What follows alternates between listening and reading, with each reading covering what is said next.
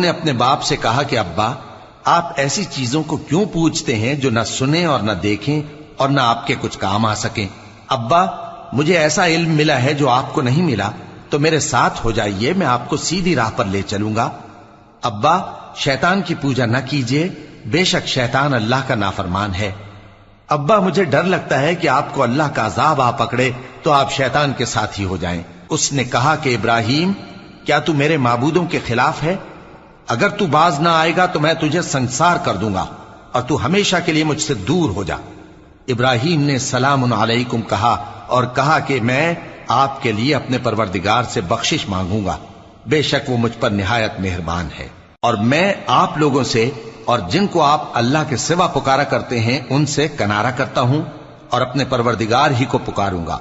امید ہے کہ میں اپنے پروردگار کو پکار کر محروم نہیں رہوں گا۔